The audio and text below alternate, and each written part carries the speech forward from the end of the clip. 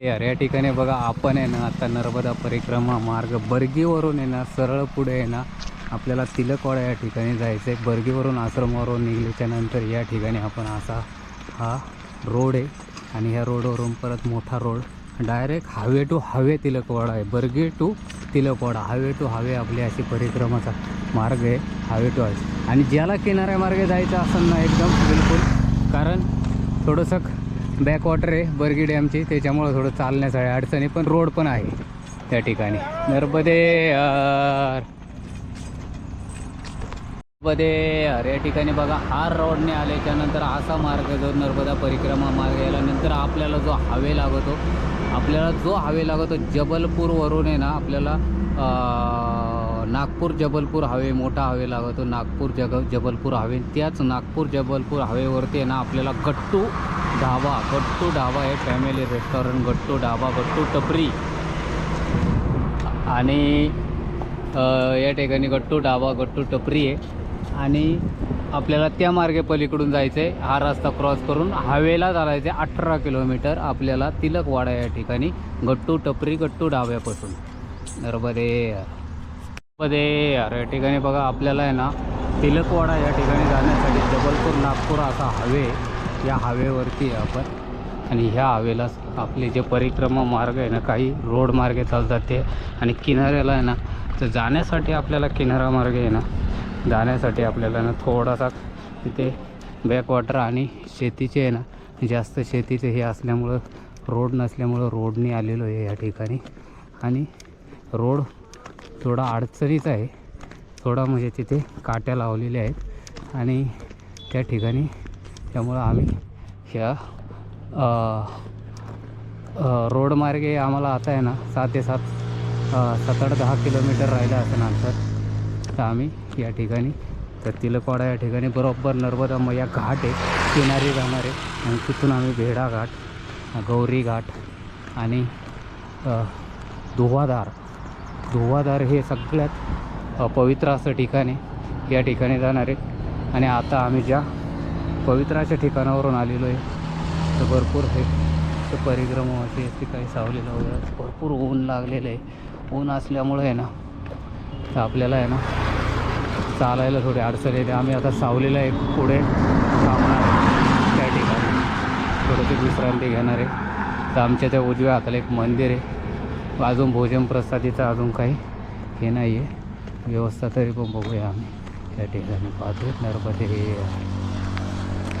या ठिकाणी बघा आपण दुपारी आहे ना विश्रांतीसाठी थांबलो होतो या ठिकाणी आणि या ठिकाणी आणि एक तानिया इंडस्ट्रीज नगरी सौजन्य त्यांचं इथं विश्राम व्यवस्थेसाठी इथं नर्मदे यार हे असे परिक्रमावासी आहेत। हे आहे नाशिकची बाई, हे आपले MP UP गुजरात, हे गुजरातचे, आम्ही महाराष्ट्र, असे परिक्रमा हायवेवरून आम्ही आता त्या पुढे निघालो नर्मदे या ठिकाणी बघा आपण आहे ना शिवनी टोला या ठिकाणी चाललेलो आहे आणि हवे सोडून आतमध्ये आलो आहे। आणि हे जे आहे ना मैयाला अशी साडी लावायचं नर्मदाचे आहे ना मंदिर आहे या ठिकाणी, आणि हे जल पण मैयाचं आहे, जे इथं पाट जो होता ना म्हणजे कॅनॉल, हे सुद्धा मैयाचं जे नाही तर कॅनॉलच्या बाजूने आम्ही चाललेलो आहे आत्ता या ठिकाणी। आम्ही अन्नपूर्णा ढाबा आहे, या ढाब्यावरती आहे ना भोजन प्रसादी घेतली। आम्ही 12 वाजेपर्यंत ना एका हनुमान मंदिराच्या इथे थांबलेलो, तिथे आम्हाला भोजन प्रसादी आणून देतो म्हटले, त्यांनी फोन केला। ते तिघेजण होते, त्यांनी काय 2 तास फोन नाही केला, ते 2 तास काय आले नाही आणि 2 तास न आल्यामुळं आम्ही पण तिथे थांबलो आणि कंटाळून शेवटी अन्नपूर्णा ढाब्यावरती आलो। आणि त्या बिचाऱ्याला काय समोर माहितीच नव्हतं का इथं परिक्रमा असे आलेत म्हणून, आणि त्या बिचाऱ्याने नंतर आम्हाला भोजन प्रसादी दिले। आम्ही 8 जण होतो टोटल आणि 8 जणांनी भोजन प्रसादी घेऊन आल्याच्यानंतर पुढे असा आपल्याला कॅनॉल लागतो ना असा मार्ग आहे जाण्याचा नर्मदे। नर्मदे या ठिकाणी बघा आपल्याला शिवनी मार्ग आहे हा शिवनीला जाण्यासाठी असा मार्ग आहे नर्मदा परिक्रमा मार्ग हा शिवनी मार्ग एवढा थोडंसं पुढं जंगल लागते आणि शेतीचा काही भाग आहे आणि इथं गव्हाची शेती भरपूर प्रमाणामध्ये होते या ठिकाणी आणि नर्मदा परिक्रमा दक्षिण तटावरून आम्ही आहे ना आता शिवनी ही नर्मदा किनारी मार्ग आहे नर्मदा घाट आहे त्या ठिकाणी जाणार आहे या ठिकाणी एक पवित्र असं ठिकाण या पवित्र अशा ठिकाणावरून आम्ही नर्मदा परिक्रमा आहे या मार्गे 7 ते 8 लोक आहे कारण आता एक असं झालेलं आहे ऊन भरपूर लागते ऊन भरपूर लागत असल्यामुळं परिक्रमावासी कमी झालेले आहे आणि पटापट म्हणजे पुढे निघून जातात परिक्रमावासी या ठिकाणी जर पाहिलं तर आणि आपला घरी जाण्याचा म्हणजे मार्गात पुढे निघून जातात आणि घरी जाण्यासाठी फटाफट चालत असतात कारण सकाळी लवकर उठून 4-4:30लाच उठून 5ला चालायला सुरुवात करतात या ठिकाणी आता कारण ऊन आहे ना भरपूर लागते ऊन लागत असल्यामुळे आहे ना परिक्रमावासी सकाळी लवकर उठून चालतात आणि हे जे जंगल आहे हे संपूर्ण जंगल दिसते आपल्याला या ठिकाणी या जंगलाच्या बाजूने आपण चाललेलो आहे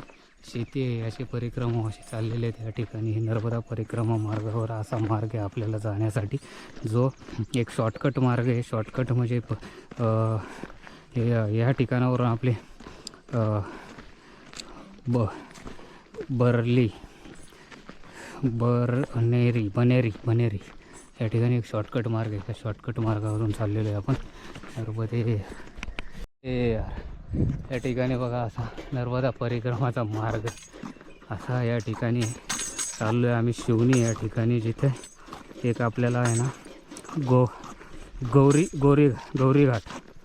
गौरी घाटच्या पुढे एक शॉर्टकट आहे असा एक शॉर्टकट मारून चाललो तो शॉर्टकट बर्गी या ठिकाणावरून शॉर्टकट मारलेला आहे तर हवे आणि मधून एक शॉर्टकट अन्नपूर्णा ढाबा असा शॉर्टकट या ठिकाणी दक्षिण तट आणि भरपूर टाईम झाले 5:14 झालेले आहेत तर किती टाईम होते अजून